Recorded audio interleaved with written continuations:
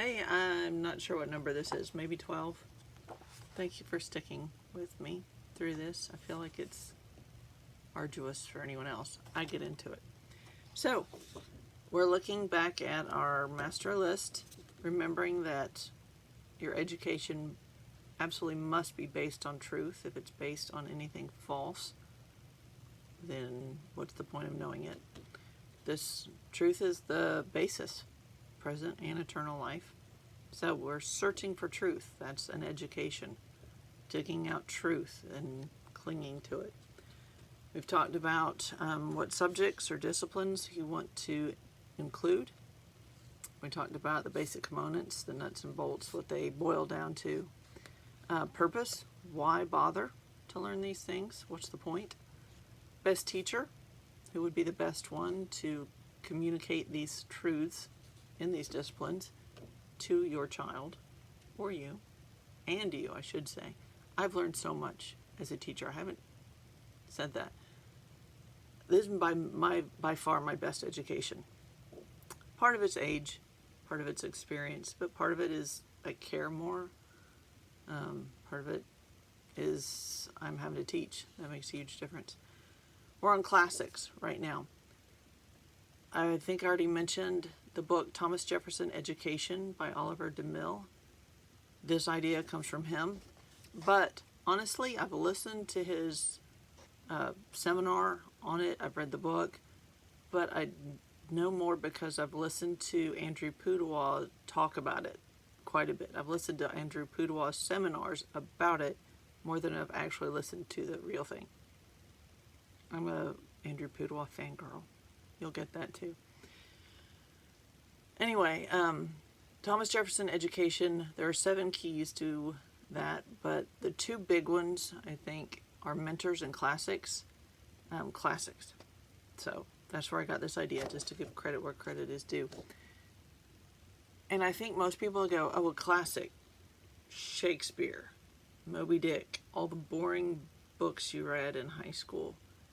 But when they talk about a classic, the definition that, I don't remember if this is from DeMille or Pudewa, is basically something you can come back to again and again and again and get something from it each time. Learn something new. Take away something every time you read it. That I thought was a great definition of a classic. So it doesn't have to just be a book or a podcast or a video series or art, music. I think one of them said, I thought this was wonderful, they said a marriage. You know, I think every person probably has people they look to as examples, and you might not have an actual mentor relationship officially, but because you observe them and learn from them, it's kind of like that. I guess I'm put that down. So, you know, I've had marriages in my life that I look at and I'm like, okay, I want to copy that. I'm gonna learn from them. I'm gonna watch and listen how they act, so I can have that. I want that kind of relationship. I've watched parents that I admired, and so in a way that's a classic. So depending on what your disciplines, your subjects are, what are the classics for each one? How else did I say it? And you'll have generally acknowledged classics. Pride and Prejudice, we'll say. Shakespeare, everyone would go, yeah, that's a classic. But also, what are classics that have influenced you in particular that you want to pass on?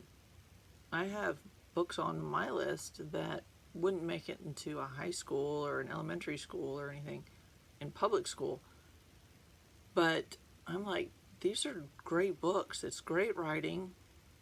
It has a wonderful lesson that has stuck with me, and I go back and reread. So that your next assignment is to think about what are the classics for each of your subjects. And it might seem odd at first. You might go, math? what? So, this is where I'll stop, like, the actual assignment part. And I think I'll stop here. And if you want to hear some examples of what I have, again, springboard, not a do as I do, watch, I'll make the next one like a B of this number. So if this was 12, maybe, I'll make a 12B. That'll be me just talking about some ideas. Thanks.